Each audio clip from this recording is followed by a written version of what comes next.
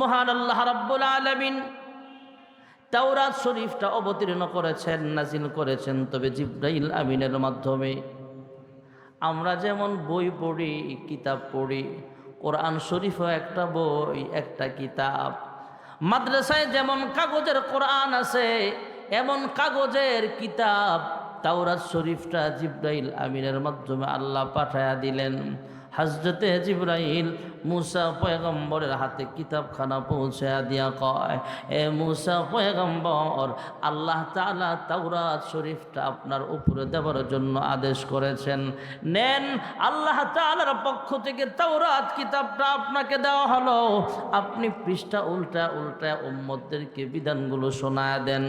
জাবুর কিতাবটাও মহান রব্বুল আলামিন জিবরাইল আমিনের মাধ্যমে পাঠায়া দিলেন কিতাব আকারে, বাইন্ডিং কইরা লিখিত আকারে। হে দাউদ পয়গম্বর, আল্লাহ তাআলা আপনার উম্মতকে আপনার মাধ্যমে বিধান দিয়েছেন, কিতাব দিয়েছেন। কিতাবের নাম জাবুর। আপনি পৃষ্ঠা উল্টা উল্টা উম্মতদেরকে বিধানগুলো শোনায়া দেন। সুবহানাল্লাহ বলেন। আসমানি অন্যান্য সব কিতাবগুলো আল্লাহ এইভাবে কিতাব আকারে নাজিল করেছেন, যার নাম হলো কিতাবুল্লাহ। আল্লাহ রাব্বুল আলামিন ইনজিল শরীফটাও হযরতে জিবরাইল আমিনের মাধ্যমে অবতীর্ণ করেছেন। জিবরাইল আমিন কিতাবখানা ঈসা পয়গম্বরের কাছে পৌঁছা দিয়া কয়, ঈসা পয়গম্বর, আপনাকে মহান রব্বুল আলামিন কিতাব দিয়েছেন ইনজিল শরীফ, পৃষ্ঠা উল্টা উল্টা আপনার উম্মতদেরকে আপনি বিধানগুলো শোনায়া দেন। তবে কোরআনুল কারীম আল্লাহ রাব্বুল আলামিন একসাথে আসমান থেকে রাসূলের উপরে অবতীর্ণ হয় নাই। এক আয়াত, দুই আয়াত, এক রুকু, দুই রুকু, এক সূরা, দুই সূরা, এমন করে করে প্রয়োজন অনুপাতে মহান রব্বুল আলামিন টোটাল 30 পারা কোরআন পয়গম্বরের 23 বছরের নবুয়তের জিন্দেগিতে আল্লাহর নবীর সিনার উপরে আল্লাহ নাজিল করেছে। সর্বপ্রথম গারে হেরায় আল্লাহ তাআলা সূরাতুল আলাকের প্রথম 5টা আয়াত অবতীর্ণ করেছিলেন। আল্লাহর হাবিব রাহমাতুল লিল আলামিনের বয়স যখন প্রায় 40-এর কাছাকাছি হয়ে গেল, আম্মা জান খাদিজাতুল কুবরা রাদিয়াল্লাহু তাআলা আনহা খেয়াল কইরা জিজ্ঞেস করলেন, ওগো আমার প্রাণের স্বামী গো, ওগো আমার প্রাণের স্বামী, হে আবুল কাসেম, কি হয়েছে আপনার? আল্লাহর হাবিবকে আম্মা জান খাদিজা নাম বলে ডাকতেন না, সবসময় সন্তানের বাপ বলে ডাকতেন, হে আবুল কাসেম। সুবহানাল্লাহ কন্যা। সমাজে এখনো অনেক মহিলা এমন আছে, আপনি পিড়াইলেও স্বামীর নাম মুখ দিয়ে বের করবে না, এমন আছে না নাই? ডিজিটাল যুগের ডিজিটাল পোলাপাইনের হিসাব ভিন্ন, এদেরটা ধরে লাভ নাই। এরা তো নাম লইয়াই ডাকে বেশিরভাগ। জামাইয়ের নাম হয়েছে সাগর, বউর নাম হয়েছে নদী। জামাই নদীরে ডাক দে, হে নদী এদিকে, নদীও ডাক দে, হে সাগর কাম হিয়ার। এমন নাম লইয়া ডাকে স্বামী স্ত্রী, মনে হয় রামগঞ্জে নাই? আর কথা কয় না, নাই নাকি? একটার নাম লইয়া ডাকে সাগর, আরেকটা কয় নদী। ফোলা একটা বড় হয়েছে, আল্লাহ দিছে একটা ফোলা, কথা শিখছে, হ্যাঁ ডাক দেয়, হে সাগর আর নদী। আচ্ছা, স্বামী স্ত্রী ডাক দেয় ভালো কথা নাম নিয়া, সন্তানও যদি আম্মা আব্বারে নাম লয়া ডাক দেয়, এটা কি ভালো লাগবে না খারাপ লাগবে? রাত্রেবেলায় শিক্ষিত ফ্যামিলি সাগর আর নদী একটা আরেকটার প্রশ্ন করে, কি করা যায়? ফোলাও দিয়ে আম করে নাম লয়া ডাকে। মহিলা মানুষ একটু পণ্ডিত বেশি না, এ পণ্ডিতি কইরা নদী সাগরে ডাক দিয়া কয়, তোমার আমারই তো দোষ, তুমি আমারে নাম লয়া ডাক দাও নদী, আমিও তোমারে ডাকি সাগর। আমাদের থেকে শুই নাই তো আমাদের ফোলা আমগরে নাম লয়া ডাকে, হের দোষ কি? আমগোই তো দোষ। তো স্বামী ডাক দিয়া কয়, সাগরে নদীরে কয়, এখন কি উপায়, কি করা? এরে আব্বা আম্মাটা কেমনে শিখানো লাগবো? নদী ডাক দিয়া কয়, আয়ো ফোলারে শিখানোর লাগে হইল কিছুদিনের জন্য হলেও তুমি আমার ডাক লাও আম্মা, আমি তোমার ডাক লাও আব্বা। বিপদ কমবো না বাড়বো? এই জন্যে নাম লয়া ডাকেন মোহাব্বতের সাথে, কিন্তু আদব আর ভদ্রতা হলো স্বামী স্ত্রী একজন আরেকজনকে মোহাব্বতের অনেক ডাক আছে। আম্মাজান খাদিজাও এটা আমাদের মহিলাদেরকে শিক্ষা দিয়েছেন। আম্মাজান খাদিজা আল্লাহর হাবিবকে সব সময় সন্তানের বাবা এভাবে ডাকতেন, হে আবুল কাসেম, হে কাসেমের আব্বা। সুবহানাল্লাহ কন্যা। আম্মাজান খাদিজাতুল কুবরা রাদিয়াল্লাহু আনহা ডাক দিয়া কয়, হে আবুল কাসেম, কি হয়েছে আপনার? মাঝে মাঝে নীরবে একা একা বৈশা বৈশা মন খারাপ কইরা আসমানের দিকে তাকায় তাকায় কি যেন ভাবেন। মুহাম্মদ ইবনে আব্দুল্লাহ ডাক দিয়া কয়, খাদিজা, আরবের মানুষগুলো অনেক খারাপ হয়ে গেছে। আমি যদি আমার রবের সন্ধান পাইতাম, রবের পথে মানুষদেরকে দাওয়াত দিতাম, আমার মন চায় রবের সন্ধানে, রবের তালাশে, রবের ধ্যানে ওই যে উঁচা পাহাড় দেখা যায় জাবালে নূর, গারে হেরা, ওই গারে হেরার গুহার ভিতরে বৈশা বৈশা একাকিত্ব সময়ে রবের ধ্যানমগ্ন অবস্থায় সময় কাটাইতে মন চায়। সুবহানাল্লাহ। আম্মাজান খাদিজাতুল কুবরা রাদিয়াল্লাহু আনহা ডাক দিয়া কয়, ওগো আমার প্রাণের স্বামী গো, হে আবুল কাসেম, সংসার নিয়ে আপনার পেরেশান হওয়া লাগবে না। আমার আমানতের হেফাজত আমি করব, সংসারের হেফাজত আমি করব, আর আপনি পাহাড়ের উপরে চলিয়া যান। আপনার যখন যা প্রয়োজন হবে সব আমি খাদিজার পক্ষ থেকে ব্যবস্থা হয়ে যাবে। মুহাম্মদ ইবনে আব্দুল্লাহ সমতল থেকে 2500 ফুট উঁচা পাহাড়। ভাইয়ারা আমার, আমাদের মতো ইয়ং ম্যান যুবকরাও প্রায় 1.5 থেকে 2 ঘন্টা সময় লাগে সেখানে উঠতে। মুহাম্মদ ইবনে আব্দুল্লাহ সেখানে বৈশা রবের ধ্যানমগ্ন অবস্থায় সময় কাটায় দেয়। আল্লাহর হাবিবের বয়স যখন 40 হয়ে গেল, মহান রব্বে করিম জিব্রাইল আলাইহিস সালামকে পাঠায় দেয়। জিব্রাইল আইসা কয়, ইকরা ইয়া মুহাম্মদ, হে মুহাম্মদ আপনি পড়ুন। পয়গম্বর জবাব দিলেন, মা আনা বিকারিন, আমি পড়ব না, আমি পড়তে জানি না। এই কথা বলার পিছনে কারণ হলো, পড়তে অস্বীকার করার কারণ হলো, আমাকে যেই কোনো পড়া পড়তে বলবা আমি কিন্তু পড়ব না। কারণ দুনিয়াবি পড়ার ভিতরে ভেজাল থাকলে থাকতেও পারে। আমাদের স্কুল কলেজ ভার্সিটিতে লেখাপড়া যারা করে, অনেক বইয়ের ভিতরে ইসলাম বিদ্বেষী কথাবার্তা আছে না নাই? তুমি একটা পড়া পড়তে বলবা, তুমি একটা পড়া পড়তে বলবা আর আমি পড়বো, আমি সেই মানুষ না। ছোটবেলা একটা কবিতা শুনতাম, হাট্টি মাটিম টিম ওরা মাঠে পারে ডিম, ওদের খাড়া 2টি শিং। এমন একটা কবিতা আছিল না? এটা মিথ্যা কবিতা। পৃথিবীতে এমন কোনো প্রাণী নাই যেটা ডিমও দেয় আবার শিংও আছে। আমি যদিও ঢাকায় জমা পড়া, আমার বাড়ি কুমিল্লা, হোমনা থানা। আমাদের কুমিল্লা বা ঢাকা রাজধানীতে কোথাও একসাথে ডিমও দেয় শিংও আছে এমন মাখলুক নাই। আমাদের এলাকার গরু আর ছাগল শিং আছে, ডিম। আপনাদের এলাকার গরু ছাগলের শিং আছে, ডিম। কথা বুঝেন না মনে হয়? হাঁস মুরগা ডিম আছে, শিং নাই। একসাথে শিংও আছে ডিমও আছে এমন মাখলুক নাই। কবিতাটাই মিথ্যা কবিতা। এই কারণে হয়তো আল্লাহর হাবিব বলেছেন, মা আনা বিকারিন, আমি পড়ব না। আল্লাহর হাবিব বলেন, দুনিয়ার কোন স্কুল কলেজ এতিমখানায় মাদ্রাসায় আমি লেখাপড়া করি নাই, তবে উতিতুল ইলমাল আউয়ালিন ওয়াল আখিরিন, পৃথিবীর শুরু থেকে শেষ পর্যন্ত সব ইলম মহান রব্বুল আলামিন আমার অন্তরের মধ্যে আল্লাহ তাআলা লিখে দিয়েছেন। সুবহানাল্লাহ বলে। আল্লাহর হাবিব বলেন, দুনিয়ার কোন উস্তাদের কাছে আমি লেখাপড়া করি নাই, দুনিয়ার কোন শিক্ষকের কাছে আমি লেখাপড়া করি নাই, তবে বুইস্তু মুআল্লিমা, আমারে আল্লাহ শিক্ষক বানায়া পাঠাইছেন। যেরকম সুবহানাল্লাহ।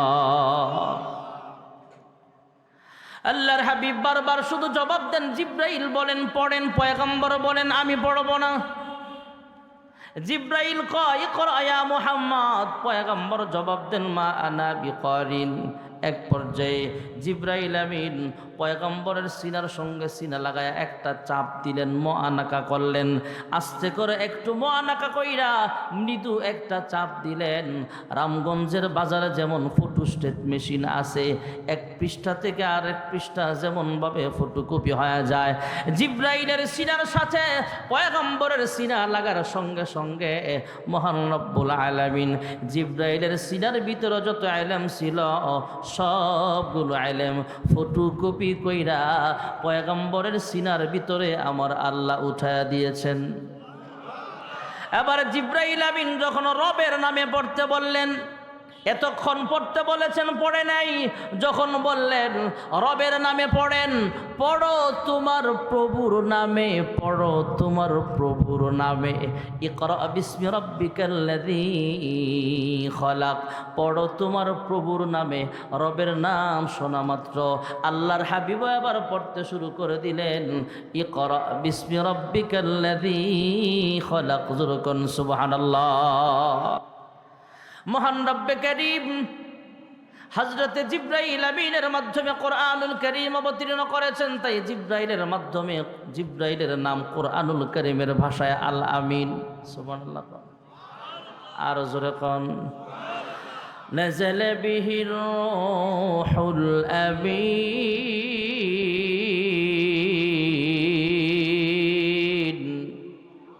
জোরে আল্লাহু আকবার। জিব্রাইলের নাম কোরআনের ভাষায় আল আমিন। যেই মক্কাতুল মুকাররমায় সর্বপ্রথম কোরআনুল কারীম অবতীর্ণ করা হয়েছিল, যেই মক্কাতুল মুকাররমায় এমন একটা ঘর আছে, যে ঘরের দিকে তাকায় থাকলো আমল নামায় আমাদের জন্য নেক লেখা হয়ে যাবে। এমন একটা ঘর, যেই ঘর সরাসরি সামনে রাইখা এক রাকাত নামাজ পড়লে আমল নামায় 1,00,000 রাকাত নামাজের সব লেখা হয়ে যাবে। এমন একটা ঘর যেখানে আছে ভাইয়েরা আমার, যেই মক্কাতুল মুকাররমায় সর্বপ্রথম কোরআন অবতীর্ণ করা হয়েছিল, যেই মক্কাতুল মুকাররমায় সাইয়্যিদুল মুরসালিন হাবিবে কিবরিয়া মুহাম্মদ আরবি সাল্লাল্লাহু আলাইহি ওয়াসাল্লামকে আল্লাহ তাআলা পাঠিয়েছিলেন, সেই মক্কাতুল মুকাররমার নামটাও আল আমিন। যুরকুন সুবহানাল্লাহ। والتين والزيتون وطور سينين وهذا البلد الأمين।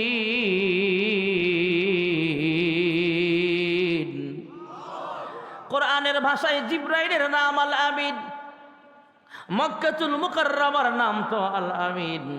সাহেবে কোরআন, যে রাসূলের কাছে আল্লাহ কোরআনের আমানত অবতীর্ণ করেছেন, নবুয়ত পাওয়ার বহু আগে থেকেই সমস্ত নেতারা মিলাজার উপাধি দিয়েছেন, হ্যাঁ মুহাম্মদ তুমি একটা সত্যবাদী, তোমার নাম আজকে থেকে আল আমিন। যুরকুন সুবহানাল্লাহ। ইয়া মুহাম্মদ জগত জালা, ইয়া মুহাম্মদ জগত জালা, কমলি वाला तुम्हारी नाम, मदीना वाला तुम्हारी नाम। এই পৃথিবীর নামে ঢঙ্কা, এই পৃথিবীর নামে ঢঙ্কা, সবারি সেরা তোমারি নাম, কৌসর ওয়ালা তোমারি নাম।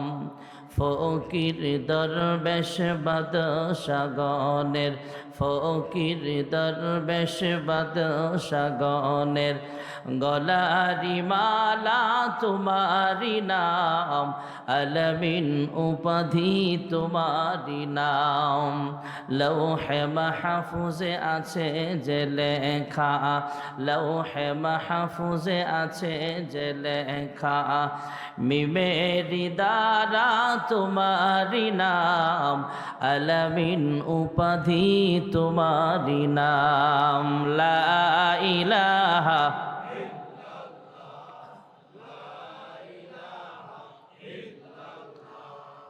লা ইলাহা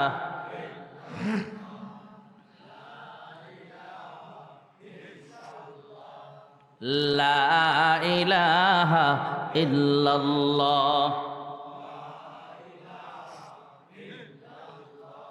লা ইলাহা ইল্লাল্লাহ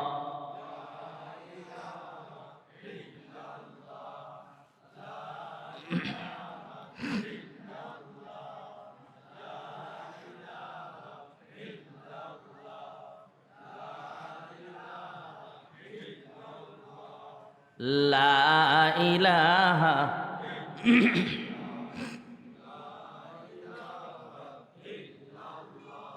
अल्लाह अल्लाह क्या मुबारक नाम है, अल्लाह अल्लाह क्या मुबारक नाम है, अल्लाह अल्लाह आशिकों का काम है। मन गुंजम दर ज़मीन आसमां लेके गुंजम दर क़ुलूबे मोमिना। ला इलाहा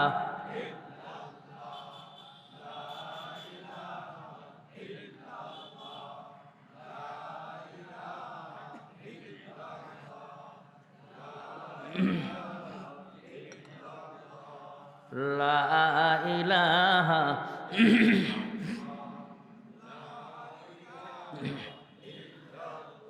ला इलाहा इल्लल्लाह मुहम्मदुर रसूलुल्लाह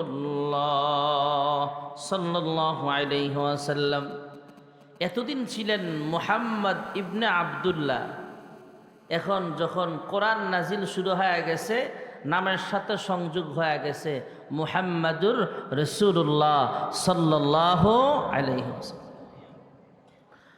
আল্লাহর হাবিব রাহমাতুল লিল আলামিন আনুষ্ঠানিকভাবে নবুয়ত প্রাপ্ত হওয়ার পর ঘরোয়া পরিবেশে মানুষদেরকে কালিমার দাওয়াত দিতে লাগলেন।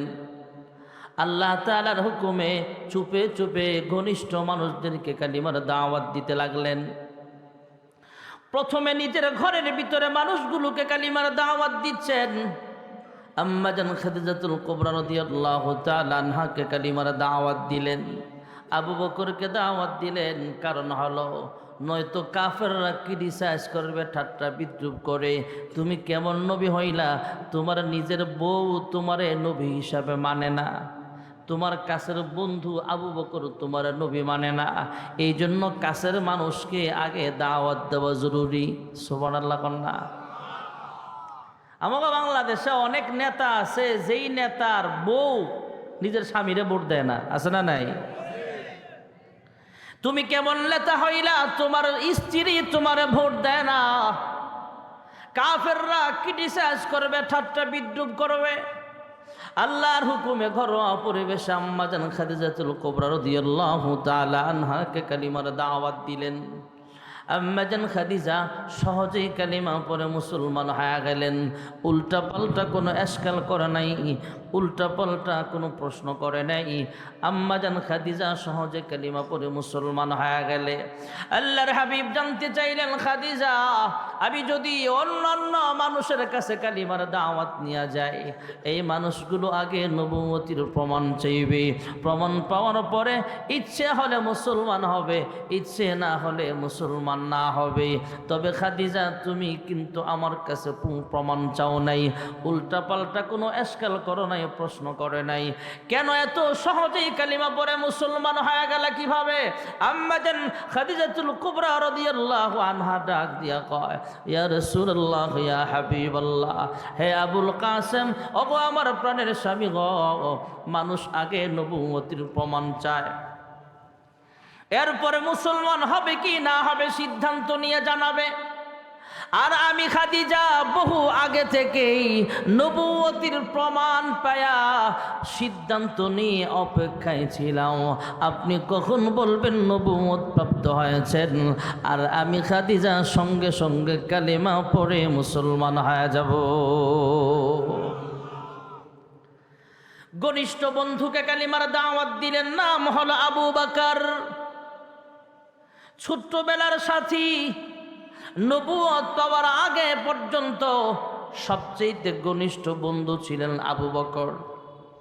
নবুয়ত প্রাপ্ত হওয়ার পর মক্কি জিন্দেগির 13 বৎসরেও সবচেয়ে ঘনিষ্ঠ সাহাবী হলেন আবু বকর। হিজরতের রাতে গারে সুরের সাথীটাও আবু বকর। মাদানী জিন্দিগির 10 বছরের সাথীও ছিলেন আবু বকর। ইন্তেকালের পরে রওজায়ে আতহারের সাথীও হলেন আবু বকর। সুবহানাল্লাহ। আর জোরে কোন দুই সাথীকে পাশে নিয়ে হায় ঘুমিয়ে আছেন নিঝুম নিরালায়, সাড়া দাও রাসূলুল্লাহ রওজা পাকের কিনারে। ঘনিষ্ঠ বন্ধু আবু বকরকে কালিমার দাওয়াত দিলেন। আবু বকর শুধু জিজ্ঞেস করলেন, কেমনে বুঝবো আপনি নবী কি নবী না? আল্লাহর হাবিব কয়, হে আবু বকর, তুমি সিরিয়ায় বা শাম দেশে সফরে ছিলা, সেখানে একটা স্বপ্ন দেখেছিলা। ওই স্বপ্নটা মক্কা মদিনার কাউকে তুমি প্রকাশ করো নাই। ওই স্বপ্নটাই হলো আমি নবুয়তির প্রমাণ। জোরে করুন সুবহানাল্লাহ। আবু বকর আর দেরি করে নাই, উল্টা পাল্টা কোনো জিজ্ঞাসা করে নাই, এশকাল করে নাই, প্রশ্ন করে নাই। আবু বকর সঙ্গে সঙ্গে মুসলমান হয়ে গেলে রহমত আলম নবী জানতে চাইলেন, আবু বকর, আমি যদি অন্য মানুষের কাছে কালিমার দাওয়াত নিয়ে যাই, মানুষ আগে নবুয়তির প্রমাণ চাইবে, প্রমাণ পাওয়ার পরে মুসলমান হবে কি না হবে সিদ্ধান্ত জানাবে। তুমি কোনো এশকাল করো নাই, উল্টা পাল্টা প্রশ্ন করো নাই, এত সহজেই কালিমা পরে মুসলমান হয়ে গেল কিভাবে? আবু বকর ডাক দিয়া কয়, হে মুহাম্মদ ইবনে আব্দুল্লাহ, ইয়া রাসূলুল্লাহ, ইয়া হাবিবাল্লাহ, 40 বছর আমি আপনাকে ভালো করে চিনি। এই পর্যন্ত এই 40 বছরের ভিতরে আপনার নাম আমরাই উপাধি দিয়েছি, আপনার নাম হলো আল আমিন। এই 40 বছরে আমি দেখি নাই কখনো কখনো আপনি মিথ্যা কখনো বলেছেন। যুরকন সুবহানাল্লাহ। আমি আবু বকর দেখি নাই অথবা শুনিও নাই কাহারো কাছে যে মুহাম্মদ কখনো মিথ্যা বলেছেন। সুবহানাল্লাহ কর না। রামগর তো মিথ্যার অভাব নাই। রামগঞ্জের সাইস্টেলে বয়া চা খায়, পাওনাদার ফোন দিলে কয় আমি তো গুলশান আছি। এমন মিছা কথা কইন না, মনে হয় নোয়াখালী নাই। আর বেশি মিছা কথা আমরা কই রাজনৈতিক মঞ্চে। চেয়ারম্যান সাহেব চেয়ারম্যান প্রার্থী হইয়া যা ভাষণ দেয়, এ মন্ত্রী হইলেও তা করতাম না। এত ভাষণ আমরা মিছা কথা কইন না লোক। আমাদের সমাজে অনেক নেতা ভাগছে, অনেক নেতা এখনো আছে। ক্ষমতা পাবার আগে মনটা ভালো থাকে, পথে ঘাটে পায়ে যাকে সালামটা দেয় আগে। ক্ষমতা পেলে পরে ক্ষমতার ওই জোরে এই জনতাকে সে আর চেনে না। যে কথা না বলে আমি থাকতে পারি না, ঠিক কিনা? মসজিদে শুক্রবারে জুতাসুর ধরা খাইলে গণ ধোলায় কারে কয়? যে ল্যাংরা হেওয়া একটা উষ্টা মারতে যায়। আর আমাকে দেশে অনেক শিক্ষিত চোর আছিল, এখনো কিছু চোর ঘুমায় আমাকে বাংলাদেশে। এই শিক্ষিত চোরেরা এসি রুমের বৈশা বৈশা জনগণের রক্ত আর ঘামের পয়সা কলমের খোঁচায় চুরি করে, আছে না নাই? বিদেশের ব্যাংকে পাচার করে। দুর্নীতির আখড়ায় বসে জাহির করে জ্ঞান, দুর্নীতির আখড়ায় বসে জাহির করে জ্ঞান। কলম দিয়ে কামায় টাকা আবার ধরে সাধুর ভান। ওরা শিক্ষিত শয়তান, ওরা শিক্ষিত শয়তান, ঠিক না বেঠি? ভাইবেন না, এখন আমরা বলতেছি শুধু হক কথা। আমরা সব সময় ওয়াজ এমনই করছি, যারা আমার চিনে এরা জানে। আমি রামগঞ্জে আরও আসছি কয়েকবার, চাটখিলে আসছি, চাটখিল খিলপাড়া সহ আরও অনেক এলাকায় আসছি। 5ই আগস্টের পরেই যে আমরা গরম গরম ওয়াজ করে এমন না। ওলামায়ে কেরাম সবসময় এক তালেই চলে। নিজের বাপও যদি কোরআন সুন্নাহ বিরোধী কথা বলে, নিজের বাপকেও ছাড় দেওয়া যায় না, ঠিক না ঠিক? জোরে বলে। গত 17 বছর আল্লামা জুনায়েদ বাবুনগরী রহমাতুল্লাহ আলাইহি, আল্লামা দেলাওয়ার হোসেন সাইদি রহমাতুল্লাহ আলাইহি, আল্লামা মামুনুল হক দামাত বারাকাতুহুল আলিয়া মুফতি জসিমউদ্দিন রহমানী, মুফতি আমির হামজা, মুফতি রফিকুল ইসলাম মাদানী সহ হাজার হাজার ওলামাই কেরাম জেল খাটছে, অনেকে ফাঁসির কাষ্ঠেও ঝুলা লাগছে শুধু হক কথা বলার কারণে, ঠিক কিনা? আমরা ওলামায়ে কেরাম তো বুক ফুলা বলি, আমার মসজিদের চাকরি গেলে চলে যাক, আমরা হক কথা বলবই। আমরা ফাঁসির মঞ্চে দাঁড়ায়ও হক কথা বলেছি, কিয়ামত পর্যন্ত বলেই যাব, ঠিক না বেঠি? কি হবে আলেম হয়ে ইমাম সেজে সমাজেতে, যদি পারো সত্য কথা উচ্চ স্বরে না বলিতে। চাকরির ভয় করো যদি ছেড়ে দাও ওই না গদি, কি হবে ধোকা দিয়ে আল্লাহকে, কি হবে বেঁচে থেকে? অযথা বিদ্যা শিখে যদি না গড়তে পারি শোষণবিহীন সমাজটাকে, কি হবে বেঁচে থেকে? ঠিক কিনা? ঠিক কইলে একটু জরুরি করেন, ঠিক না ভাই? ঠিক। কি হবে ছাত্র সেজে চুমু খেয়ে সনদ খানা, যদি হয় বিদ্যালয়টা পতিতাদের আড্ডাখানা। এর চেয়ে মরাই ভালো, দেশ ছেড়ে যাওয়াই ভালো। কি হবে ধোকা দিয়ে বিবেকটাকে, কি হবে বেঁচে থেকে? অযথা বিদ্যা শিখে যদি না গড়তে পারি শোষণবিহীন সমাজটাকে, কি হবে লেখালেখি কলমবাজির এই মহড়া? সমাজের আসল চিত্র যদি না যায় তুলে ধরা। যদি ওই ঘোষের বলে কলমটা উল্টো চলে, যদি ওই ঘোষের বলে কলমটা উল্টো চলে, তবে কি যাবে রোখা দুর্নীতিকে, কি হবে বেঁচে থেকে? অযথা বিদ্যা শিখে যদি না গড়তে পারো শোষণবিহীন সমাজটাকে, কি হবে বেঁচে থেকে? কি হবে পুরুষ হয়ে জন্ম নিয়ে এই দেশেতে, যদি যায় ঘুরে ফিরে ক্ষমতাটা নারীর হাতে? আপনারা কইলেও ঠিক, না কইলেও ঠিক, ঠিক যেহেতু কন একটু জোরে কন। কি হবে পুরুষ হয়ে জন্ম নিয়ে এই দেশেতে, যদি যায় ঘুরে ফিরে ক্ষমতাটা নারীর হাতে? কিবা জবাব দিবে, কিভাবে মুখ দেখাবে? কিবা জবাব দিবে, কিভাবে মুখ দেখাবে? আমাদের আগামী সেই প্রজন্মকে, কি হবে বেঁচে থেকে? অযথা বিদ্যা শিখে যদি না গড়তে পারি শোষণবিহীন সমাজটাকে, ঠিক না বেঠি? আমাদের লাইফে তো মিথ্যার অভাব নেই। আবু বকর ডাক দিয়া বলে, ইয়া রাসূলুল্লাহ, ইয়া হাবিবাল্লাহ, ওগো আল্লাহর হাবিব, 40 বছরে কোনোদিন দেখি নাই আপনি একটা মিথ্যা কথা বলেছেন। 40 বছরের সব কথা আমি আবু বকর যেমন বিশ্বাস করে নিয়েছিলাম, আজকে যখন বলেছেন নবুয়ত প্রাপ্ত হয়েছেন, আমি আবু বকর বিন্দু পরিমাণ কোনো সন্দেহ করি নাই। আমার 100% ইয়াকিন হয়ে গেছে আপনি আসলেই আল্লাহর পাঠানো পয়গাম্বর। তাই আমি আবু বকর সঙ্গে সঙ্গে কালিমা পড়ে মুসলমান হয়ে গেলাম। আল্লাহর হাবিব কাছের মানুষগুলোকে কালিমার দাওয়াত দিতে লাগলেন। মুসলমানের সংখ্যা আস্তে আস্তে বাড়তেছে, ঘনিষ্ঠ বন্ধুদেরকে কালিমার দাওয়াত দিতে লাগলেন, ঘনিষ্ঠ আত্মীয় স্বজনদেরকে কালিমার দাওয়াত দিতেছেন। মুসলমানের সংখ্যা এখনো 50 জন বা 100 জন হয় নাই। মুসলমানের সংখ্যা মাত্র 40 জন মুসলমান হয়েছিল তখন, এখনো 50 জন হয় নাই। মুসলমানের সংখ্যা 40-এর কাছাকাছি যখন, এখানে আমরা 40 জন আছি না বেশি আছি? আমরাই তো এখানে 40 জনের আরো বেশি আছি। তখনকার যুগে মাত্র 40 জনের সংখ্যা মুসলমান। মুসলমানদের বাড়ি ঘর পর্যন্ত ভাঙচুর করা হয়েছে, গরিব মুসলমানের দোকানপাট লুট করা হয়েছিল, গরিব মুসলমানের উপরে অত্যাচার জুলুম নির্যাতন করা হয়েছিল।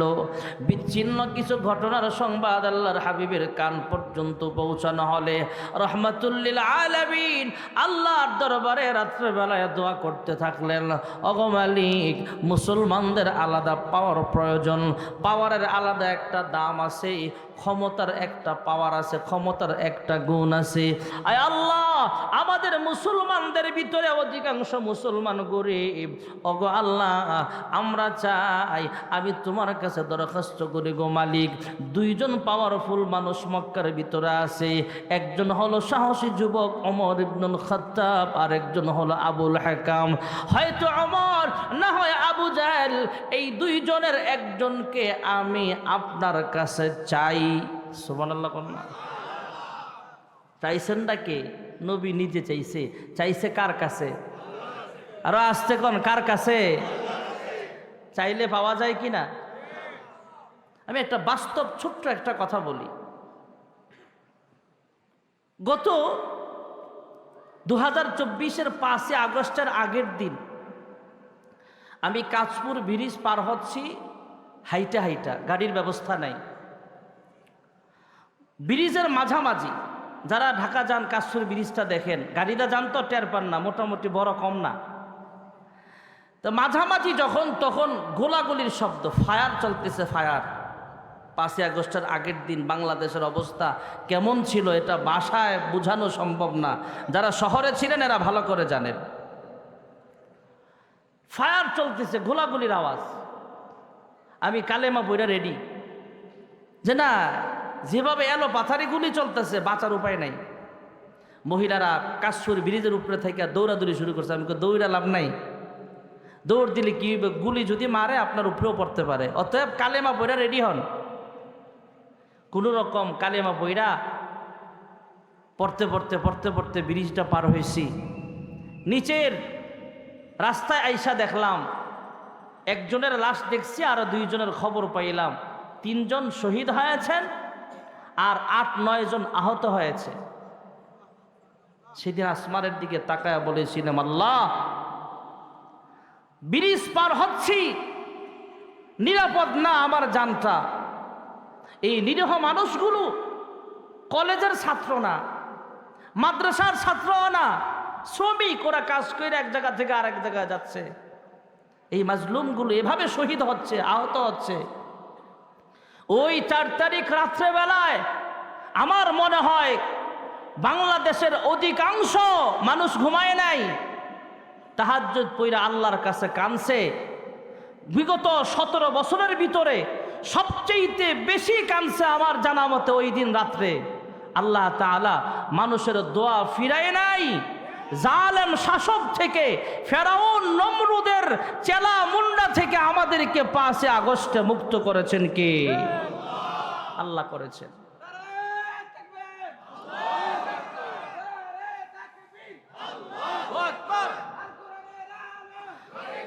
ভাইরা আমার, বন্ধুরা আমার, আল্লাহর হাবিব রাহমাতুল্লিল আলামিন আল্লাহ তাআলার কাছে দোয়া করে ফেলেছেন। মানুষের দোয়া বৃথা যায় না, আর দোয়া করতেছেন আল্লাহর হাবিব রাহমাতুল্লিল আলামিন।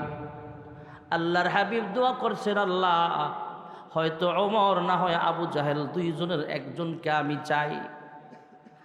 এদিক দিয়ে উল্টা পথে তথা উল্টো দিকে তথা আবু জাহেল, উতবা, সাইবা, মুহাম্মাদুর রাসূলুল্লাহর বিরোধী যারা, ইসলাম বিদ্বেষী যারা কাফের বেঈমানরা পরামর্শ বসলে কি করা যায়। গোপনে গোপনে ওরা বৈঠক করতেছে, মেল বইছে। বৈঠকের ভিতরে আলোচনা, মুহাম্মদ ইবনে আব্দুল্লাহকে কেমনে থামানো যায়, মুহাম্মদের এই মিশনকে কেমনে থামানো যায়। মুহাম্মদের এই মিশন যদি চলতে থাকে তাহলে মুসলমানের সংখ্যা আস্তে আস্তে আরো বেড়ে যাবে। আমরা ক্ষমতায় টিকে থাকতেই অসুবিধা হয়ে যাবে। কি করা যায়?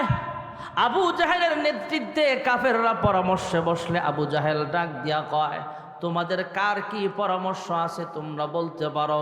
এক নেতায় দাঁড়ায় কয়, আবু জাহেল, আমার কাছে পরামর্শ আছে। কয়, কি পরামর্শ বলো? কয়, মুহাম্মদ ইবনে আব্দুল্লাহকে দেশান্তর করলেই তো সমস্যার সমাধান হয়ে যাবে। আবু জাহেল মাথা মোটা, আবু জাহেলের তীক্ষ্ণ বুদ্ধি, যদিও মুসলমান হয় নাই, আল্লাহ তাআলা তাকে অনেক হিকমত দিয়েছেন, বুদ্ধি দিয়েছিল দুনিয়ার জিন্দেগিতে। আবুল হাকাম যার উপাধি ছিল, আবু জাহেল ডাক দিয়া কয়, মুহাম্মদকে দেশান্তর করে কোনো লাভ হবে না। মুহাম্মদ এত ভালো মানুষ, মুহাম্মদ যেই গ্রামে যাবে, যেই এলাকায় যাবে, ওই এলাকার মানুষ মুহাম্মদের আখলাক দেখা কালিমা পড়ে মুসলমান হয়ে যাবে। আর জোরে কয়। আরেক নেতা দাঁড়ায় কয়, হে আবু জাহেল, আমার কাছে আরেকটা বুদ্ধি আছে। কয়, কি বুদ্ধি বলো? মুহাম্মদ ইবনে আব্দুল্লাহকে জেলখানায় আবদ্ধ করো। আমার মনে হয় আবু জাহেল যারা বুদ্ধি দিছিল, এমন কিছু নেতারাও বিগত 17 বছরে রাষ্ট্রপ্রধানদের কানে কানে এই পরামর্শ দিছে যে মোল্লা ঘরে আটকাও। ঠিক না বেঠিক জোরে বলে? আবু জাহেলের তীক্ষ্ণ বুদ্ধি ছিল। আবু জাহেল ডাক দিয়া কয়, মুহাম্মদকে জেলখানায় আবদ্ধ করে কোনো লাভ নাই। এখন যারা জেলখানায় আছে, কেউ 7 মার্ডারের আসামি, কেউ সবচাইতে শীর্ষ সন্ত্রাসী, কেউ দাগী আসামি, কেউ দেশের সবচাইতে বড় চোর, লম্পট, সব বাটপাররা আছে জেলখানায়। মুহাম্মদ এত ভালো মানুষ, মুহাম্মদ যদি জেলখানায় যায়, জেলখানার খারাপ মানুষগুলো এমন আখলাকওয়ালা মানুষ দেখলে কালিমা পড়ে মুসলমান হয়ে যাবে। তখন দেখবি জেলখানার ভিতরে যাদেরকে ঢুকাইছে নিরাপত্তার জন্য, এরা জেলখানা ভাইঙ্গা তোরে আমারে পিটায় সাইজ করব। ঠিক কিনা? আবু জাহেল ডাক যা কয়, মুহাম্মদ ইবনে আব্দুল্লাহকে জেলখানায় আবদ্ধ করে কোনো লাভ হবে না। অন্য অন্য নেতারা আবার বলল, হে আবু জাহেল, আমাদের কোনো বুদ্ধি যদি, তোমার পরামর্শ যদি তোমার মন মতো না হয়, তাহলে আমাদেরকে আর জিজ্ঞেস করে কি লাভ? তুমি একটা বলে দিলেই তো পারো। আবু জাহেল এবার দাঁড়ায় ঘোষণা দেয়, কে পারবা মুহাম্মদের মাথা কাইটা আমার সামনে আনতে? নাউজুবিল্লাহ কোন। মুহাম্মদ ইবনে আব্দুল্লাহর মাথা কাইটা যদি আমার সামনে আনতে পারো, তোমাকে 100 লাল উট পুরস্কার দেওয়া হবে। ওমর ইবনুল খাত্তাব তলোয়ার হাতে নিয়ে দাঁড়ায় কয়, হে আবু জাহেল, সবার সামনে যেমন ঘোষণা দিয়েছ, সবার সামনে যেমন কমিটমেন্ট করেছ, সবার সামনে যেমন ওয়াদা করেছ, মুহাম্মদকে হত্যা করতে পারলেই 100 লাল উট পুরস্কার দিবা। আমি ওমর ছাড়া এত সাহসী মানুষ এখানে আর কেউ নাই। আমি ওমর যাব, তুমি শুধু 100 লাল উট রেডি রাখো। আমি যাব আর আসব, মুহাম্মদের মাথা কাইটা নিয়ে আসব। নাউজুবিল্লাহ। আমার আল্লাহ কুদরতি আওয়াজ দিয়া কয়, ওমর, আমার নবীর মাথা কাটতে আসবা, আসো, খেলা হবে। সুবহানাল্লাহ না? কি হবে? আসতেছে তো মাথা কাটতে, আর আমার নবী তো গত রাত্রে দোয়া করে ফেলছে, আমি আল্লাহ তোমারে মুসলমান বানায় দেব। সুবহানাল্লাহ বলে। আল্লাহর সিদ্ধান্ত আর ওমর জানে না। ওমর তলোয়ারি হাতে নিয়ে রওনা হয়ে গেল। তরবারি হাতে নিয়ে হযরত ওমর যখন রওনা হয়ে যায়, পথিমধ্যে আল্লাহর নবীর একজন সাহাবীর সঙ্গে দেখা হয়ে গেল। আল্লাহর নবীর সাহাবী ডাক দিয়ে কয়, ওমর কোথায় যাও? তরবারি হাতে নিয়া। তরবারি হাতে নিয়া কোথায় যাও? কয়, মুহাম্মদ ইবনে আব্দুল্লাহ যেই পেশ লাগাইছে, মুহাম্মদ ইবনে আব্দুল্লাহ যেই বিবাদ লাগাইছে, যে ঝগড়া লাগাইছে, যে আগুন জ্বালাইছে, বাবা আর সন্তানের ভিতরে ঝগড়া, নেতা আর কর্মীর ভিতরে ঝগড়া, দোকানদার কাস্টমারের ভিতরে ঝগড়া, পিতামাতার সন্তানের ভিতরে ঝগড়া, ড্রাইভার আর প্যাসেঞ্জারের ভিতরে আগুন লাগায় দিছে। যে আগুন মুহাম্মদ লাগাইছে, এই জন্য আবু জাহেল ঘোষণা দিয়েছে, মুহাম্মদের মাথা কাটতে পারলে 100 লাল ও পুরস্কার দেওয়া হবে। আমি রওনা হয়ে গেলাম, মুহাম্মদের আজকে শেষ দিন হবে, মুহাম্মদের সাথে আমার আজকে শেষ দেখা হবে। মুহাম্মদের দেহ থেকে মাথাটা আলাদা করার জন্য রওনা হয়ে গেলাম। নাউজুবিল্লাহ। আল্লাহর নবীর সাহাবী ডাক দেয়া কয়, ওমর, যে আগুন মুহাম্মদ লাগাইছে সে আগুন তো তোমার ঘরেও জ্বলতেছে। সুবহানাল্লাহ কয় না রে? এ বেটা, বিচার করতে আইছস, আগে নিজের ঘর সামলা। আমাকে কুমিল্লা কাঞ্চনামপুর ওই এলাকায় একটা কথা আছে যে, সর্দার আসছো বিচার করতে, তোমার ঘর আগে সামলাও, তোমার ঘরে তো ঠিক নাই। আল্লাহর নবীর সাহাবী ডাক দিয়া কয়, হ্যাঁ ওমর, যে আগুন জ্বালাবার কারণে মুহাম্মদকে হত্যা করার জন্য রওনা হয়ে গেছো, সে মুহাম্মদ ইবনে আব্দুল্লাহর আগুনে কিন্তু তোমার ঘরেও জ্বলতেছে। ওমর তেল বাগুনে জ্বলে উঠছে, তেলে বেগুনে জ্বলে উঠছে। কয় কে আমার ঘরে কে আগুন লাগাইছে, কেমনে আগুন জ্বললো? কয় ইসলামের আলো, ইসলামের আগুন, ইসলামের আলো তোমার ঘরেও জ্বলতেছে। কয় কে লাগাইলো, কোথায় লাগাইলো? আল্লাহর নবীর গরিব সাহাবী ডাক দিয়া কয়, ওমর, কিছুক্ষণ পূর্বে সংবাদ পাইলাম তোমার বোন ফাতেমা আর তোমার ভগ্নিপতি কালেমা পড়ে মুসলমান হয়ে গেছে। ওমর তো এমনি গরম মানুষ, আরো গরম হয়ে গেল।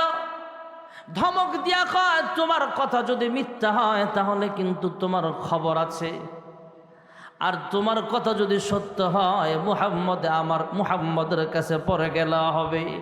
এই বইলা মোটর সাইকেলটা ঘুরায় দিছে, নবীর দিকে না যায় এবার বোনের বাড়ির দিকে রওনা হয়ে গেছে। সুবহানাল্লাহ কোন। যানবাহনটা ঘুরায় দিল আর ডাক দিয়া কয়, তোমার কথাই যদি সত্য হয় মুহাম্মদ ইবনে আব্দুল্লাহর সাথে রফা দফা পরে করলে হবে, আগে আমার ঘর সামলাতে হবে। হযরত ওমর বোনের বাড়ির পথে রওনা হয়ে গেল। দরওয়াজায় যায় আঘাত করলো, আওয়াজ দিল। দরওয়াজায় আওয়াজ দেওয়ার আগে ভেতরের কোরআন তেলাওয়াতের আওয়াজ ওমরের কানের মাধ্যমে অন্তরের মধ্যে আমার আল্লাহ ঢুকায়া দিয়েছেন। ভেতরে কে যেন মধুর কণ্ঠে তিলাওয়াত করছিলেন, তহা মা আনজালনা আলাইকাল কুরআনা লিতাশকা। এ বাণী সকলের নয় শুধু মুমিনের, যারাই চলবে মেনে ফল পাবে কোরআনের। ঘরে বলো কিবা রাষ্ট্রে বলো, ঘরে বলো কিবা রাষ্ট্রে বলো, অশান্তি দূর করে শান্তি আনে সমাধান। ঠিক না বেঠি? হযরত ওমর দরওয়াজায় আওয়াজ দিলে দরওয়াজা খুললেন। যেই কারি সাহেব ওমরের বোন আর ভগ্নিপতিকে কোরআন তেলাওয়াত শিখাচ্ছিলেন, কারি সাহেব আড়ালে লুকায়া গেল। ভগ্নিপতি আর বোন যখন দরওয়াজা খুলছে, ওমর ঢুইকাই ভগ্নিপতির কালার দইরা চট থাপ্পড় মারে। বোন ফাতেমা সামনে আসলে বোন ফাতেমাও চর থাপ্পড় খাইল, ঘুষাও খাইল। তলোয়ারের উল্টা পিঠ দ্বারা ওমর আঘাত করতে থাকে। রক্তাক্ত অবস্থা, রক্তাক্ত চেহারা নিয়ে বোন ফাতেমা কয়, হে ভাই ওমর, তুমি আমাদেরকে মারতেছো কেন, রক্তাক্ত করতেছো কেন? কয়, আমি ওমর এত বড় লিডার, এত বড় নেতা আমার সত্য হও, আমার বোন হইয়া আমার অনুমতি ছাড়া তোমরা কেন মুসলমান হইলা? বোন ফাতেমা কয়, হে ভাই ওমর, মুসলমান হওয়ার জন্য কার অনুমতির প্রয়োজন হয় না। আল্লাহ যাকে কবুল করবে সেই তো কালিমা পড়ে মুসলমান হয়ে যাবে।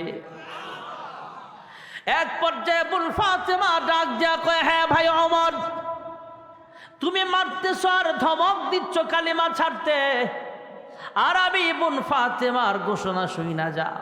তুমি যেই মায়ের সন্তান আমিও কিন্তু একই মায়ের সন্তান, তুমি যেই মায়ের দুধ পান করেছ আমিও কিন্তু সেই মায়ের দুধ পান করেছি। হ্যাঁ ভাই ওমর, শুই না যাও, তুমি মারতে মারতে আরো রক্ত ঝরাইতে পারবা। আল্লাহর কসম করে বলি রে ভাই, আমারও যদি মরণ হয়ে যায় তারপরও ইসলাম থেকে বিন্দু পরিমাণ সরতে পারবো না। জোরে কোন সুবহানাল্লাহ। আল কোরআনের সৈনিক আমি, নেক পরাজয়, এক আল্লাহর গোলাম আমি, এই তো পরিচয় আমার, এই তো পরিচয়। এই পৃথিবীর সবই নকল, এই পৃথিবীর সবই নকল, আসল কিছু নয়, এক আল্লাহর গোলাম আমি, এই তো পরিচয় আমার, এই তো পরিচয়। কোরআন হাদিসে শাসনতন্ত্র, রাসূল আমার নেতা, উৎসাহ মোর চির অম্লান, ইতিহাস বীর গাথা, এক আল্লাহ ছাড়া আমার আমার দিলে, এক আল্লাহ ছাড়া আমার দিলে নেই কো কারো ভয়, এক আল্লাহর গোলাম আমি, এই তো পরিচয় আমার, এই তো পরিচয়। ঠিক না বেঠিক? হযরত ওমরের বোন ফাতেমা ডাক দিয়া কয়, হ্যাঁ ভাই ওমর, তুমি আমাদেরকে মারতে পারবা কিন্তু আমরা কালেমা ছাড়ব না। রক্তাক্ত চেহারা দেখা হযরতে ওমর ইবনুল খাত্তাব তখন মায়া লাগছে, কারণ ভাই বোনের সম্পর্ক একটা আলাদা সম্পর্ক। বাংলায় একটা প্রবাদ বাক্য আছে, ভাই বড় ধন রক্তের বাঁধন যদিও পৃথক হয় নারীর কারণ। এই জন্য ভাই বড় ধন, ভাই বোনের সম্পর্ক দুনিয়ার আলাদা একটা সম্পর্ক। হযরতে ফাতেমার রক্তাক্ত চেহারা দেখে হযরতে ওমরের আস্তে করে মায়া লাগছে। এক পর্যায়ে ডাক দিয়া কয়, হ্যাঁ বোন ফাতেমা, এত মারলাম, এত পিটাইলাম, এত রক্তাক্ত করলাম, তারপরও কালিমা ছাড়লা না, কেমন মায়া জাগছে ইসলামের জন্য তোমাদের বুঝলাম না। আর বাহির থেকে যে আমি তোমাদের পড়ার শব্দ শুনছিলাম, তিলাওয়াত করতেছিলাম, আমি শুনেছিলাম, ওই তিলাওয়াতটা আমি ওমরের কাছে অনেক মজা লাগছে, ভালো লাগছে। হ্যাঁ ভাই ওমর, ওমর ডাক দিয়া কয়, হ্যাঁ বোন ফাতেমা, তুমি চাইলে আমাকে একটু তিলাওয়াত শিখা দাও, জোরে কোন সুবহানাল্লাহ। এই পরে পরে হযরত ওমর যখন বললেন, হ্যাঁ বোন ফাতেমা, আমারও তিলাওয়াত শিখায়া দাও। বোন ফাতেমা ডাক দিয়া কয়, ভাই ওমর, তুমি আগে পবিত্র হও, গোসল করো। গোসল করায় রাসূলের দরবারে নিয়ে গেলেন, আল্লাহর হাবিবের কাছে নিয়ে গেলে আল্লাহর হাবিবও খুশি হয়ে গেলেন, ওমরকে আবার দাওয়াত দিলেন। ওমর কালিমা পড়ে মুসলমান হয়ে গেল। ওমর জিজ্ঞেস করলেন, ওগো আল্লাহর হাবিব, এই মুহূর্তে আমি ওমরের কি আমল জানবার চাই। আল্লাহর হাবিব ডাক দেয়া কয়, হ্যাঁ ওমর, আমরা যখন নামাজ পড়ব তুমিও আমাদের সঙ্গে নামাজ আদায় করবা, আমরা যখন কোনো আমল করব তুমিও আমাদের সঙ্গে আমল করবা, আমরা যখন দাওয়াত দিব তখন আমাদের সঙ্গে দাওয়াতের কাজে শরীক হবা। তবে ওমর, মুসলমানের সংখ্যা কম, গরিব মুসলমানদের বাড়িঘর পর্যন্ত ভাঙচুর করা হয়, গরিব মুসলমানদের উপরে আক্রমণ করা হয়, অতএব আমরা চুপে চুপে এখনো পর্যন্ত নামাজ পড়া লাগতেছে, চুপে চুপে কালিমার দাওয়াত দিতে হইতেছে। আল্লাহর হাবিব যখন এই কথাগুলো আবেগের সঙ্গে কান্না জড়িত কণ্ঠে বললেন, ওমর এবার গরম হইয়া ডাক দিয়া কয়, ইয়া রাসূলুল্লাহ, ইয়া হাবিবাল্লাহ, ভয় পাবার কোনো কারণ নাই, আপনি চলেন মক্কাতুল মুকাররমায়, আপনিও নামাজ পড়বেন, আপনার ইমামতিতে আমরাও নামাজ আদায় করব। এখন থেকে আর গোপনে নয়, প্রকাশ্যে কোরআন তেলাওয়াত হবে, প্রকাশ্যে আওয়াজ মাহফিল হবে, প্রকাশ্যে কালিমার দাওয়াত দিতে হবে। কেউ যদি বাধা দিতে আসে তাদের মোকাবেলায় আমি ওমর একাই যথেষ্ট। জোরে কোন সুবহানাল্লাহ। হযরত ওমর মুসলমান হয়ে গেলে, হযরত ওমর ইবনুল খাত্তাব মুসলমান হওয়ার পর ইসলামের প্রচার প্রসার আরো শুরু হয়ে গেল। এভাবে আল্লাহ কোরআন নাজিল করেন, কোরআনের আয়াত নাজিল হয়, সূরা নাজিল হয়।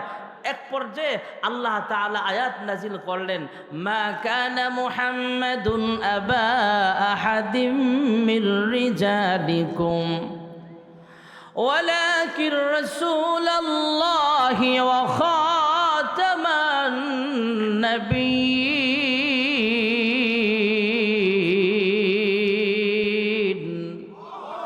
আল্লাহ আয়াত নাজিল করলেন, আপনাকে আমি আল্লাহ কোনো পুরুষের বাবা বানাই নাই, বরং আমি আল্লাহ আপনাকে শেষ নবী বানাইছি। সুবহানাল্লাহ কন্যা। আল্লাহর হাবিবকে আল্লাহ ছেলে দিছে, ছেলেগুলোর হায়াত কম, এর ভিতরে অনেক রহস্য। একটা উদাহরণ দিলে আপনারা ঠিক মতো বুঝবেন। আমাদের দেশে মনে করেন একটা লোক, বর্তমানে তো এমপি মন্ত্রী নাই, উপদেষ্টা আছে। একজন মানুষ, একজন পুরুষ, সে দেশের একজন উপদেষ্টা মণ্ডলীর একজন উপদেষ্টা, আবার ওনার ছেলেও উপদেষ্টা। তাহলে বাবার সম্মান কমলো না বাড়ল? নিজে না, বাবাও উপদেষ্টা, ছেলেও উপদেষ্টা, দুজনই উপদেষ্টা, তাহলে বাবার সম্মান এক হইছে না ডাবল হইছে? ডাবল। নিজেও চেয়ারম্যান, আবার ফুলাও আরেক ইউনিয়নের চেয়ারম্যান, তাহলে বাপ চেয়ারম্যানের সম্মান ডাবল হইছে, বাড়ছে। হযরত ইব্রাহিম আলাইহিস সালাম আমাদের মুসলমানদের জাতির পিতার নাম কি? নাও কয় না, সবাই কয় না। 17 বছরে ভুলাই লাইছে মনে আপনার করে। আরে বাবা, হাইওয়ে এক্সপ্রেস, পদ্মা সেতু রোড নাম দিছে জাতির পিতা, আগের নেত্রীর বাপের নাম আর কি। এখন ফোলা ভাইল মাশাল্লাহ হে সাইনবোর্ড নামায়া ওয়ালে ওয়ালে লেখছে উমুক নেত্রীর বাপ গোড়ার ডিম, জাতির পিতা ইব্রাহিম। ঠিক না বেটিক জোরে কর? জাতির পিতা ইব্রাহিম। মুসলিম জাতির পিতা ইব্রাহিম আলাইহিস সালাম নিজে নবী, সন্তান ইসমাইল নবী, বাবার সম্মান ডাবল। আমার নবী সন্তান যখন বড় হবে, ইব্রাহিম নবীর সম্মানের সমান করতে গেলেও ওই খাতিরে হইল ফোলারে নবী মানার লাগে। আর যদি নবী নাও বানায়, ছেলে বড় হইলে, নবী মারা গেলে অবশ্যই কেউ না কেউ তারে নবী হিসাবে ঘোষণা দিয়ে দিবে। 100 কানা গোলাম শয়তান কাদিয়ানিরে যদি নবী মানতে পারে, নবীর ফোলারে ফাইলে তো এরা ফাও ধরে সুমাইতো। এই জন্য আল্লাহ তাআলা ফিতনা থেকে বাঁচাবার জন্যে অনেক কিছু লক্ষ্য করে, অনেক হিকমত এর ভিতরে রহস্য আল্লাহ লুকায়া রাখছেন। আল্লাহ কয়, আমি আল্লাহ আপনাকে কোনো পুরুষের বাবা বানাই নাই, বরং আমি আল্লাহ আপনাকে আখিরি নবী খাতামুন নবিয়্যিন বানাইছি। যেরকম সুবহানাল্লাহ। আল্লাহর হাবিবের মেয়ে বড় হয়, কিন্তু ছেলেগুলো নাবালেগ অবস্থায় মারা যায়। আল্লাহর হাবিবের ছোট্ট ছেলে যখন মারা যায়, ছেলে মারা গেলে বাবার মনের ভিতরে কষ্ট আছে না নাই? আল্লাহর হাবিবের মন খারাপ। কাফের বেঈমানরা চাই স্টলে বইসা বইসা, এখানে বইসা সেখানে বইসা, মাঝে মাঝে মুহাম্মদুর রাসূলুল্লাহ সাল্লাল্লাহু আলাইহি ওয়াসাল্লামকে শোনায় শোনায় কয়, মুহাম্মদ যতদিন থাকবে ততদিন মুহাম্মদের নাম থাকবে, মুহাম্মদের নাম নেবার মতো ভবিষ্যৎ প্রজন্ম কেউ থাকবে না। ওরা মনে করছে মুহাম্মদের ছেলে মারা গেছে, শুধু মেয়ে আছে, এই জন্য বুঝি মুহাম্মদের নাম নেওয়ার মতো কেউ থাকবে না। মুহাম্মদ একটা আটখুরা, মুহাম্মদ একটা আবতার, মুহাম্মদ একটা আবতার, মুহাম্মদ একটা নির্বংশ। মুহাম্মদের ইন্তেকাল হয়ে গেলে তার বংশে প্রদীপ জ্বালাইবার মতো কেউ থাকবে না, মুহাম্মদের নাম নেওয়ার মতো কেউ থাকবে না। মুহাম্মদ হলো একটা আবতার। এই বলে বলে যখন কাফেররা বলে বেড়ায়, আল্লাহর হাবিবের মন এমনিই তো ভীষণ খারাপ, সন্তান মারা গেছে, আর কাফেররা যখন গালি দেয় আল্লাহর হাবিবকে আবতার বলে বলে, মুহাম্মদুর রাসূলুল্লাহ সাল্লাল্লাহু আলাইহি ওয়াসাল্লামের মন আরো খারাপ হয়ে যায়। মহান রব্বুল আলামিন আল্লাহর হাবিবকে সান্ত্বনা দেওয়ার জন্য, মনটাকে খুশি করার জন্য আমার আজকের তেলাওয়াতকৃত কোরআনুল কারীমের সবচেয়ে ছোট্ট সূরা সূরাতুল কাউসারের 3টা আয়াত একসাথে দিয়া জিবরাইল আমিনকে পাঠায়া দিলেন। জিবরাইল আমিন পয়গম্বরকে একসাথে টোটাল সূরাটা শোনা দিলেন। ইন্না আ'তাইনাকাল কাউসার ফাসাল্লি লিরাব্বিকা ওয়ানহার ইন্না শানিআকা হুয়াল আবতার। যুরকুন সুবহানাল্লাহ। আচ্ছা, অসুবিধা নেই। ইন্না আ'তাইনাকাল কাউসার, কাউসারের অনেকগুলো ব্যাখ্যা রেখেছেন ভাইয়ারা আমার। মুফাসসিরিন হযরতগণ কাউসার শব্দটার 36টা ব্যাখ্যাও লিখেছেন। কয়েক মিনিটে দু একটা কথা বলি, তারপরে আমার বয়ান শেষ হয়ে যাবে ভাইয়ারা আমার। আল্লাহ বলেছেন ইন্না আ'তাইনাকাল কাউসার। কাফেররা আপনাকে আবতার বলে গালি দেয়, আপনি মন খারাপ করেন না। দুষ্ট কাফেররা ক্রিটিসাইজ করে, ঠাট্টা করে, বিভিন্ন কথাবার্তা বলে, আপনি মন ছোট করবেন না। নেন নেন, আপনাকে অনেকগুলো নেয়ামত দিলাম, এর মধ্যে একটা নেয়ামত হলো আমি আল্লাহ আপনাকে হাউজে কাউসার দিলাম। যুরকুন সুবহানাল্লাহ। দুধের চাইতেও সাদা, মধুর চাইতেও মিষ্টি, মেশক আম্বরের চাইতেও আরো সুগ্রাণ। সুবহানাল্লাহ কন্যা। সাহাবাই কেরাম প্রশ্ন করলেন, ইয়া রাসূলুল্লাহ, ইয়া হাবিবাল্লাহ, হাউজে কাউসারের পানি আপনি হাসরের মাঠে পান করাবেন বুঝলাম, হাউজে কাউসারের হাউসটা জান্নাতের ভিতরে আছে সেটাও বুঝলাম, তবে জান্নাতের হাউস থেকে হাসরের মাঠের হাউজে কেমনে পানি আনবেন? এইভাবে বোতলের মাধ্যমে আনবেন, নাকি জগ দিয়ে আনবেন, নাকি গ্লাস দিয়ে আনবেন, নাকি পাইপ লাইনের মাধ্যমে পানি টানা হবে? আল্লাহর হাবিব কয়, এটা নিয়ে তোমাদের পেরেশান হওয়া লাগবে না। আল্লাহও জানায় দিলেন, আল্লাহর হাবিব সাহাবায়ে কেরামদের বর্ণনা করে শোনায় দিলেন। হ্যাঁ সাহাবায়ে কেরাম, হাসরের মাঠে হাউস খনন করা হবে, গর্ত খনন করা হবে। জান্নাতের হাউস আর হাসরের মাঠের হাউজের মধ্যে আল্লাহ খাল খনন করে দিবেন, নালা চালু করে দিবেন। ওই নালা দিয়া, খাল দিয়া, নদী দিয়া প্রবাহিত হইয়া জান্নাতের হাউস থেকে হাসরের মাঠের হাউজে পানি আসবে, আর সেখান থেকে তোমাদেরকে পানি পান করানো হবে। জোরকন সুবহানাল্লাহ। আল্লাহর হাবিব রাহমাতুল্লিল আলামিন যখন কথাগুলো বলছিলেন, সাহাবায়ে কেরামদের মধ্য থেকে আবার প্রশ্ন করা হলো, ওগো আল্লাহর হাবিব, আদম থেকে নিয়ে শেষ জামানার আমরা উম্মত, কিয়ামত পর্যন্ত, আদম থেকে শেষ নবী পর্যন্ত, এমনকি কিয়ামত পর্যন্ত অসংখ্য মানুষ পৃথিবীতে আসছে, ছিল এবং কিয়ামত পর্যন্ত আসবে। এই কোটি কোটি মানুষকে, কোটি কোটি মুসলমানদেরকে, ইমানদারদেরকে আপনি একাই পানি পান করাইবেন নাকি? সুবহানাল্লাহ কন্যা।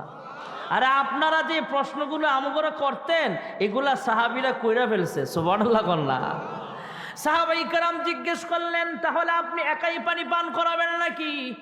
আল্লাহর হাবিব আবার হাদিস শরীফ থেকে জানায়া দিলেন, ইয়াশফাউ ইয়াউমাল কিয়ামাতি সালাসাতুন আল আম্বিয়া সুম্মাল উলামা সুম্মাশ শুহাদা আও কামা ক্বালান নাবিয়্যু আলাইহিস সালাতু ওয়াস সালাম। হাসরের কঠিন বিচারের দিনে আল্লাহ তাআলা যেদিন বিচারকের আসনে বসবেন, আল্লাহ তাআলার সামনে দাঁড়ায়া তিন প্রকারের মানুষ ওকালতি করার অনুমতি পাবে। প্রথম শ্রেণীর উকিল হলো আদম থেকে আমাদের নবী পর্যন্ত সমস্ত নবীগণ। দুই নম্বরের উকিল কিয়ামত পর্যন্ত কোরআনের আমানতওয়ালা উলামায়ে কেরাম। আর তিন নম্বরের উকিল হলো সমস্ত শহীদগণ। আল্লাহর হাবিব ডাক দিয়া কয়, সাহাবায়ে কেরাম, হাসরের মাঠে নবীগণ, উলামায়ে কেরাম এবং কিয়ামত পর্যন্ত যারা শহীদ হবে, এই তিন শ্রেণীর মানুষ আমার নেতৃত্বে তোমাদেরকে পানি পান করানো হবে। সুবহানাল্লাহ কন্যা। আল্লাহর হাবিব যখন কথাগুলো বলছিলেন, আবার প্রশ্ন আসলো, ইয়া রাসূলুল্লাহ, ইয়া হাবিবাল্লাহ, যদি বিষয়টা এমনই হয়, তাহলে জান্নাতি পানি তথা হাউজে কাউসারের পানি পান করাবার জন্য গ্লাস থাকবে কয়টা? সুবহানাল্লাহ কন্যা। নারায়ে তাকবীর, নারায়ে তাকবীর। এত আস্তে করে দেখেন না ছায়া, মাশাআল্লাহ, লম্বায় সুন্দরে কোন দিকটা কম আছে মিয়া আমার চেয়ে, আপনার চেয়ে? জোরে নারায়ে তাকবীর, নারায়ে তাকবীর। মাওলানা কামরুজ্জামান আইয়ুবী সাহেবের আগমন। নারায়ে তাকবীর। আমার দোস্ত, আমার বন্ধু, আমার ভাই মাওলানা কামরুজ্জামান আইয়ুবী সাহেব চমৎকার আলোচনা করেন। শুধু দেখতে সুন্দর এমন না, বয়ানও সুন্দর। প্রাণ ভরে আলোচনা শুনবেন। আমি শেষ করে দিচ্ছি। রুমের নাম দেখছিলাম পোস্টারে। তা আপনারা আমার চেয়ে বেশি চিনেন আরো, মানে গত বছর আসছে বিধায় একটু চিনেন আর কি। গত বছর আসছিল, দেখেন চেহারাটা মনে পড়ব। সাহাবায়ে কেরাম প্রশ্ন করছেন। কষ্ট হইতেছে আপনাদের? কি বিরক্ত লাগতেছে নাকি? এই 2-1 মিনিট শেষ হয়ে যাবে। হুজুর একটু বসো, অন্য বক্তা হইলে ছেড়ে দিতাম, বন্ধু মানুষ তো একটু বয়া থাক। সাহাবা প্রশ্ন করছেন, ওগো নবীজি, তাহলে এই পানি যে পান করব, পানি খাওয়ার কাপ বা গ্লাস, পেয়ালা থাকবে কয়টা? সুবহানাল্লাহ কন্যা। আল্লাহর নবী আসমানের দিকে ইশারা করে বললেন, আকাশে তারকা আছে যতটা, না সুবহানাল্লাহ ঘুমায় ঘুমায় এখন? আল্লাহর হাবিব রাহমাতুল্লিল আলামিন বুঝায় দিলেন, হ্যাঁ সাহাবায়ে কেরাম, আকাশে যেমন অসংখ্য তারকারাজি আছে, হাউজে কাউসারের পানি পান করাবার জন্য পেয়ালা থাকবে, গ্লাস থাকবে অসংখ্য তারকার সমান। জুরকুন সুবহানাল্লাহ। ইন্না আতাইনাকাল কাউসার। কাফেররা বলে আপনার নাম নেওয়ার মতো কেউ নাই, আর আমি আল্লাহ আপনার সম্মান বাড়ায়া দিলাম, দুনিয়ার নিয়ামতের চাইতেও পরকালীন নিয়ামত আমি আল্লাহ আরো বাড়ায়া দিলাম। ইন্না আতাইনাকাল কাউসার, কাউসারের আরেকটা ব্যাখ্যা হলো কিয়ামত পর্যন্ত মানুষ আপনার নাম নিবে, মানুষ তার সন্তানের নাম মুহাম্মদ রাখবে, কিন্তু কেউ আবু জাহেলের নাম তার সন্তানের নাম রাখবে। কাফের বেঈমান ইহুদি খ্রিস্টান বেঈমানদের ভিতরেও তাকায়া দেখেন, কেউ তার ফোলাফাইনের নাম আবু জাহেল রাখে না, কেউ ফেরাউন রাখে না, কেউ নমরুদ রাখে না। কাফেররা বলে আপনার নাম নেওয়ার মতো কেউ নাই। এখন তো দেখি ফোলাফাইনদের যদি জিজ্ঞেস করেন, বিশেষ করে আরবে যায়া, হোয়াট ইজ ইউর নেম, মা ইসমুক, তোর নাম কি? কয় ইসমি মুহাম্মদ। মা ইসমু আবিক, তোমার আব্বার নাম কি? কয় আমার আব্বার নামও মুহাম্মদ। তোর দাদার নাম কি? জাদ্দুকা, তোর দাদার নাম কি? আমার দাদার নামও মুহাম্মদ। সুবহানাল্লাহ কয় না তো? তার মানে মুহাম্মদ ইবনে মুহাম্মদ ইবনে মুহাম্মদ। কাফেররা বলে আপনার নাম নেওয়ার মতো কেউ নাই। আমি আল্লাহ তাআলা এমন সিস্টেম চালু করে দিলাম, কিয়ামত পর্যন্ত 5 ওয়াক্ত নামাজের আজান হবে, একামত হবে।